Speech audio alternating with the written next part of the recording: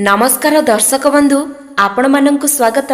आज एक नुआ भिडियो रे बंधुगण चलित वर्ष जून 5 तारिख रे पड़िबाकु जाउछि सुदशा व्रत। घरर मुख्य द्वार प्रमुख स्थान होइथाए। एही मुख्य द्वार देई घर को अनेक प्रकारर लोक माने जीवा आसीबा करंती। विभिन्न प्रकारर पॉजिटिव और नेगेटिव शक्ति घर को प्रवेश करिथांती। यदि मुख्य द्वार वास्तु ठीक न थाए तेबे घरर मुख्य द्वार रे एमिति किछि जिनिस रखा जाई थाए जहा नेगेटिव शक्ति को आकर्षित करि थाए, जहा फल रे सेही घरर धनहानि हेबा सह झगड़ा मध्य होई थाए। आज आमे आपनकु जणैबु घरर मुख्य द्वार रे कोन रखिबा उचित सेही विषय रे कहिबाकु जाउछु। घरर मुख्य द्वार को सर्वदा सफा सुतुरा रखंतु। जीवा आसीबा समय रे गोड़रे जेउ जिनिस बाजुथिबो ताहाकु हटेई दियंतु। घरर मुख्य द्वार आगरे चप्पल रखंतु नाही, खास करी गुरुवार दिन। नहेले माँ लक्ष्मी आसीबा बदल रे फेरी जाई थांती आउ आर्थिक अवस्था रे सुधार आसे नाही। प्रत्येक गुरुवार दिन घरर दुआर मुहरे छिटा पकांतु। गुरुवार दिन सकाळु उठी गोबर पानी सिंचन करी ओळांतु। गुरुवार दिन पाहाचरे ए पानी पकाई भलरे धोई दियंतु। एहा द्वारा माँ लक्ष्मींकर आगमन होई थाए। प्रत्येक गुरुवार ओ मंगलवार दिन देवदारू बा आंब पत्र रे गेंडु फूल मिसाई माळ करी मुख्य द्वार रे टंगांतु। एहा द्वारा माँ लक्ष्मी आकर्षित होई आसी थांती। प्रवेश द्वार को केबे भी अंधार रे रखंतु नाही, तेणु सेठारे आलोकित रखिबाकू बल्ब लगांतु। केतक घरे सुरक्षा पाई माँ लक्ष्मी और भगवान गणेशंकर फटो लगाई थांती। एहा करिबा बहुत शुभ होई थाए। एथिपाई घरे धनर आगमन होई थाए। किंतु ठाकुरंक फटो घर आगरे लगाई थिले तांकर मुह भीतर को करंतु। नचेत गोटे फटो सह आउ गोटे फटो विपरीत दिगरे लगांतु। सुदशा व्रत दिन चाउल चुनारे चिता पकाई लक्ष्मी पाद चिन्ह पकांतु। सुदशा व्रत दिन घर को गोबर रे लिपि चिता पकांतु। एहा सह माँ लक्ष्मी पूजा मध्य विधि विधान अनुजाई करंतु। मुख्य द्वारर डाहाण पटरे कलशर पानी भरी मंदार फूल रखिले माँ लक्ष्मींकर आगमन घर को होई थाए। एहा सह धनर आगमन गृह को होई थाए। तेबे आपण माने एही उपाय मान करिले सर्वमंगल हेब। आजिर भिडियो रे आमे आपण मानंकु जणैबु घरर मुख्य द्वार रे केउ सबु जिनिस रखिले माता लक्ष्मी प्रसन्न हुअंती एवं आपणंक उपरे धनर वर्षा करंती। एवं एमिति किछि जिनिस अछि जाहाकु मुख्य द्वार रे रखिले माता लक्ष्मी क्रोधित होई फेरी पळेई जांती। बंधुगण, यदि आपणंक घरर प्रवेश द्वार रे जदि रखिछंती एही पांचोटी जिनिसरु जे कोनोसी गोटिए जिनिस, तेबे सेही घरे केबे भी सुख समृद्धि आसी न थाए एवं घर को धनर आगमन होई न थाए। माँ लक्ष्मी सेही घर को केबे भी प्रवेश करंती नाही। सेही घरर लोके सबुबेले टेंशन रे रही थांती, दुख रे रही थांती। तांको चिंता बढ़ी बढ़ी जाई थाए। सेथिपाई आजिर एही भिडियो रे आमे आपण मानंकु जणैबु घरर सकारात्मक एवं घरर हस खुशी सुख शांति बढ़ाइबा पाई घरर मुख्य द्वार सामना रे केउ केउ जिनिस रखिबा उचित होई थाए एवं केउ केउ जिनिस रखिबा अनुचित अटे। बंधुगण, घरर मुख्य द्वार एक प्रमुख स्थान होई थाए। एही मुख्य द्वार मध्य रे घर को शुभ अशुभ शक्ति एवं भल और खराब लोक प्रवेश करिथांती।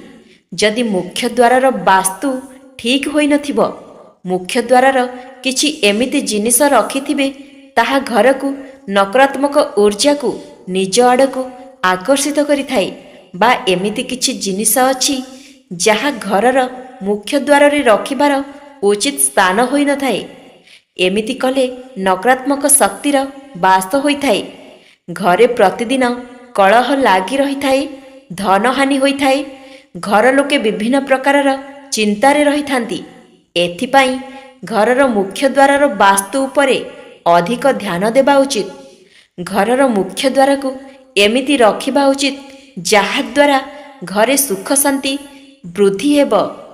ପ୍ରଥମ କଥା, ଆପଣ ଆପଣଙ୍କ ଘରର ମୁଖ୍ୟ ଦ୍ୱାରକୁ ସବୁବେଳେ ପରିଷ୍କାର ରଖନ୍ତୁ।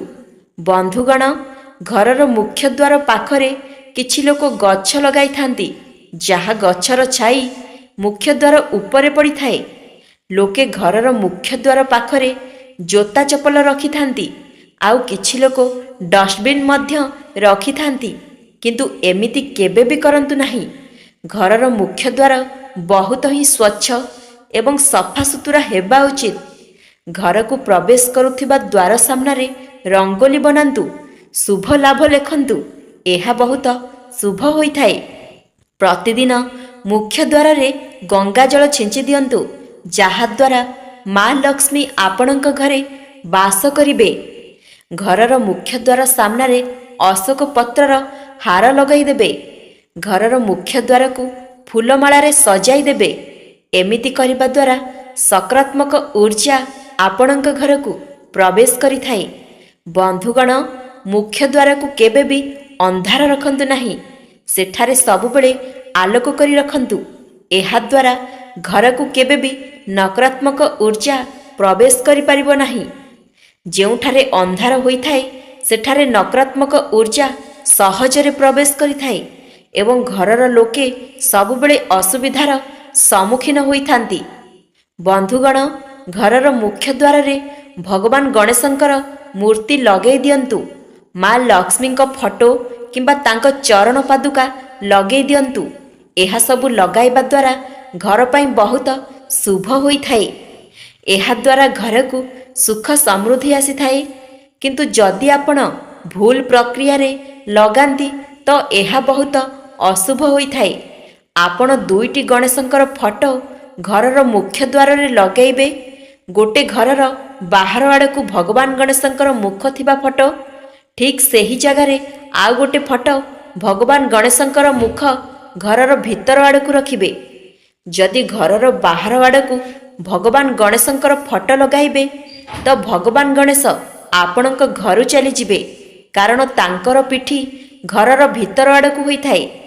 ଯଦି ଆପଣ ଘରର ମୁଖ୍ୟ ଦ୍ୱାରରେ ମା ଲକ୍ଷ୍ମୀଙ୍କର ଚରଣ ଲଗାଇଥାନ୍ତି, ତେବେ ମା ଲକ୍ଷ୍ମୀଙ୍କ ଚରଣ ଯେମିତି ଆପଣଙ୍କ ଘରର ଭିତର ଆଡ଼କୁ ଥିବ। ମା ଲକ୍ଷ୍ମୀଙ୍କ ଚରଣ ସବୁବେଳେ ସଫା ଜାଗାରେ ଲଗାଇବେ ଏବଂ ଧ୍ୟାନ ଦେବେ ଯେ କାହାର ପାଦ ଯେମିତି ମା ଲକ୍ଷ୍ମୀଙ୍କ ଚରଣ ଉପରେ ନ ବାଜୁ। ବନ୍ଧୁଗଣ, ଘରକୁ ସୁନ୍ଦର ଦେଖାଯିବା ପାଇଁ ଲୋକେ ବିଭିନ୍ନ ପ୍ରକାରର ଗଛ ଲଗାଇଥାନ୍ତି। ମୁଖ୍ୟ ଦ୍ୱାରରେ ଏମିତି କିଛି ଭୁଲ ଗଛ ଲଗାଇବା ଦ୍ୱାରା, ଯେମିତି ଗୋଲାପ ଗଛ ଲଗାଇଥାନ୍ତି, ଏମିତି କଣ୍ଟା ଜାତୀୟ ଗଛକୁ ଘରର ମୁଖ୍ୟ ଦ୍ୱାରରେ ଲଗାଇବା ଉଚିତ ନୁହେଁ। ମନି ପ୍ଲାଣ୍ଟକୁ ବି ଆମେ ଘରର ଭିତର ପଟେ ଲଗାଇବାକୁ ଚାହିଁଥାଉ, ଯାହାଦ୍ୱାରା ଆମ ଘରକୁ ପଇସା ଆସିବ। ଏହିସବୁ ଗଛକୁ ପଇସା ଦେବାବାଲା ଗଛ କୁହାଯାଇଥାଏ। ଏଥିପାଇଁ ଏହି ମନି ପ୍ଲାଣ୍ଟ ଗଛକୁ ଘରର ଭିତର ପଟେ ଲଗାଇବା ଉଚିତ, କିନ୍ତୁ ଘରର ବାହାରେ ଲଗାଇବା ଉଚିତ ନୁହେଁ। ଘରର ବାସ୍ତୁକୁ ଠିକ୍ ରଖିବା ପାଇଁ ଘରର ମୁଖ୍ୟ ଦ୍ୱାର ପାଖରେ ତୁଳସୀ ଗଛ ଲଗାଇବା ଉଚିତ ହୋଇଥାଏ। ଯେଉଁଠି ମା ତୁଳସୀ ଗଛ ଥାଏ ସେଠାରେ ସକାରାତ୍ମକ ଊର୍ଜା ଏବଂ ଶକ୍ତି ସବୁ ବାସ କରିଥାଏ ଏବଂ ଘରର ବାସ୍ତୁଦୋଷ ନିବାରଣ ହୋଇଥାଏ। ଏଥିପାଇଁ ଘରର ମୁଖ୍ୟ ଦ୍ୱାର ସାମ୍ନାରେ ତୁଳସୀ ଗଛ ଅବଶ୍ୟ ଲଗାନ୍ତୁ। ଘରର ମୁଖ୍ୟ ଦ୍ୱାର ସାମ୍ନାରେ ସୁଗନ୍ଧିତ ଫୁଲ ଗଛ ଲଗାଇବେ। ଏହା ସହିତ ଘରର ମୁଖ୍ୟ ଦ୍ୱାର ହାଲୁକା କଲର୍ କିମ୍ବା ଲାଇଟ୍ କଲର୍ ହୋଇଥିବା ଉଚିତ। ଆପଣ ସିଲଭର, ଗୋଲ୍ଡେନ୍, ଧଳା, ଗୋଲାପୀ ଇତ୍ୟାଦି କୌଣସି ବି ରଙ୍ଗର ପ୍ରବେଶ ଦ୍ୱାରରେ ଲଗାଇ ପାରନ୍ତି। କଳା ରଙ୍ଗ ଭୁଲରେ ବି ଲଗାଇବେ ନାହିଁ। ଘରର କବାଟକୁ ଖୋଲିବା କିମ୍ବା ବନ୍ଦ କରିବା ସମୟରେ ଏହି କଥାର ଧ୍ୟାନ ରଖିବେ କି ସେଥିରୁ ଯେମିତି ଆୱାଜ କିମ୍ବା ସାଉଣ୍ଡ ନ ଆସୁଥିବ, କାହିଁକି ନା ଏହା ନକାରାତ୍ମକ ଧ୍ୱନି ଉତ୍ପନ୍ନ କରିଥାଏ ଆଉ ଏହି ନକାରାତ୍ମକ ଧ୍ୱନି ଆପଣଙ୍କ ପ୍ରବେଶ ଦ୍ୱାର ଦେଇ ପ୍ରବେଶ କରିଥାଏ। ବନ୍ଧୁଗଣ, ଘରର ମୁଖ୍ୟ ଦ୍ୱାରରେ କବାଟ ଖୋଲିଲା ବେଳେ ବନ୍ଦ କରିଲା ବେଳେ କ'ଣ କ'ଣ ନ ହେବା ଦରକାର, ତାହା ଯେମିତି କିଛି ଜାଗାରେ ଭାଙ୍ଗି ନଥିବା ଦରକାର। ଯଦି ଏମିତି ହୋଇଥାଏ ତ ତାହାକୁ ଶୀଘ୍ର ହିଁ ଠିକ୍ କରିଦିଅନ୍ତୁ। କବାଟ ଖୋଲିଲା ବେଳେ ବନ୍ଦ କରିଲା ବେଳେ ଯେମିତି ସାଉଣ୍ଡ ଆସୁନଥିବ ସେଥିରେ ତେଲ ଲଗାଇ ଦିଅନ୍ତୁ। ଘରର କଲିଂ ବେଲ୍ର ଶବ୍ଦ ମଧୁର ହେବା ଦରକାର। ଓମ୍ର ଉଚ୍ଚାରଣ କିମ୍ବା କିଛି ଭଜନ ବାଲା କଲିଂ ବେଲ୍ର ଶବ୍ଦ ରଖନ୍ତୁ। ଏହା ବହୁତ ଶୁଭ ହୋଇଥାଏ। ଘରର ମୁଖ୍ୟ ଦ୍ୱାରରେ ନିଶ୍ଚୟ ପାପୋଜ ରଖନ୍ତୁ। ଏହା ଆୟତକାର ପାପୋଜ ହୋଇଥିବା ଦରକାର। ଘରର ମୁଖ୍ୟ ଦ୍ୱାର କେଉଁ ଦିଗରେ ରହିବା ଉଚିତ ଆସନ୍ତୁ ଜାଣିବା। ଘରର ମୁଖ୍ୟ ଦ୍ୱାର ସବୁବେଳେ ଉତ୍ତର କିମ୍ବା ପୂର୍ବ ଦିଗ ହେବା ଉଚିତ। ଘରର ମୁଖ୍ୟ ଦ୍ୱାର ଉତ୍ତର କିମ୍ବା ପୂର୍ବ ଦିଗ ହେବା ଦ୍ୱାରା ଘରେ ସବୁବେଳେ ସୁଖ ଶାନ୍ତି ବନି ରହିଥାଏ। ସବୁ ଶୁଭ ଶକ୍ତି ସକାରାତ୍ମକ ଶକ୍ତି ଆସିଥାଏ। ଘରେ ଦେବୀ ଓ ଦେବତାମାନଙ୍କର ବାସ ହୋଇଥାଏ। ବନ୍ଧୁଗଣ, କୁହାଯାଏ ଯେ ଘରର ମୁଖ୍ୟ ଦ୍ୱାର ସବୁଠୁ ମହତ୍ତ୍ୱପୂର୍ଣ୍ଣ ଅଟେ। ଏହି ରାସ୍ତା ଦେଇ ଘରକୁ ସୁଖ ସମୃଦ୍ଧି ଓ ଶାନ୍ତି ଆସିଥାଏ। ଆହୁରି ମଧ୍ୟ ଏହି ରାସ୍ତା ଦେଇ ନକାରାତ୍ମକ ଶକ୍ତି ମଧ୍ୟ ଆସିଥାଏ, ଯାହାଦ୍ୱାରା ଘରେ ଦୁଃଖର ପସରା ମେଲିଯାଏ। ତେଣୁ କିଛିଟା ଉପାୟ ଦ୍ୱାରା ନିଜ ଜୀବନରେ ସକାରାତ୍ମକ ଶକ୍ତିକୁ ଆଣିହେବ। ପ୍ରଥମତଃ, ଘରର ଯେକୌଣସି ଶୁଭ କାର୍ଯ୍ୟରେ ଆମେ ଆମ୍ବପତ୍ରର ତୋରଣ ଲଗାଇଥାଉ। ଆମ୍ବ ଗଛ ଗୋଟିଏ ଶୁଭ ଗଛ ହୋଇଥାଏ। ଏହାକୁ ମଙ୍ଗଳବାର ଦିନ ଲଗାଇବା ଅତ୍ୟନ୍ତ ଶୁଭ ଅଟେ। ଦ୍ୱିତୀୟରେ, ସ୍ୱସ୍ତିକ ଚିହ୍ନ। ସ୍ୱସ୍ତିକ ଚିହ୍ନର ବିଶେଷ ମହତ୍ତ୍ୱ ହିନ୍ଦୁ ଧର୍ମରେ ରହିଛି। ଘରର ମୁଖ୍ୟ ଦ୍ୱାରରେ ସ୍ୱସ୍ତିକ ଚିହ୍ନ କରିବା ନିହାତି ଆବଶ୍ୟକ। ନାଲି ଓ ନୀଳ ରଙ୍ଗର ସ୍ୱସ୍ତିକ ଚିହ୍ନ ଖୁବ୍ ପ୍ରଭାବଶାଳୀ ହୋଇଥାନ୍ତି। ଘରର ମୁଖ୍ୟ ଦ୍ୱାରର ଉପରେ ମଝିଆ ମଝିରେ ନୀଳ ରଙ୍ଗର ସ୍ୱସ୍ତିକ ଚିହ୍ନ କରିବା ଦ୍ୱାରା ଘରେ ସମସ୍ତଙ୍କର ସ୍ୱାସ୍ଥ୍ୟ ଠିକ୍ ରହିଥାଏ। ତୃତୀୟରେ, ଘରର ମୁଖ୍ୟ ଦ୍ୱାରରେ ଗଣେଶଙ୍କ ଫଟୋ କିମ୍ବା ମୂର୍ତ୍ତି ଲଗାଇବା ଫଳରେ ଶୁଭ ସଂକେତ ଓ ସମୃଦ୍ଧି ଆସିଥାଏ। ଗଣେଶଙ୍କ ପଛପଟରେ ଦରିଦ୍ରତା ଓ ପେଟ ପଟରେ ସମୃଦ୍ଧି ଥାଏ। ତେଣୁ ଯେବେ ବି ଗଣେଶଙ୍କର ମୂର୍ତ୍ତି ଲଗାଉଛନ୍ତି ତେବେ ଘରର ଭିତର ପଟକୁ ମୁଖ ରଖନ୍ତୁ। ଚତୁର୍ଥରେ, ଘୋଡ଼ାନାଲ ଲଗାଇବାର ବିଶେଷ ମହତ୍ତ୍ୱ ରହିଛି। ଯେଉଁ ଘରେ ଶନି ସମ୍ବନ୍ଧୀୟ ସମସ୍ୟା ଥାଏ ସେଠାରେ ଘୋଡ଼ାନାଲ ଲଗାଯାଇଥାଏ।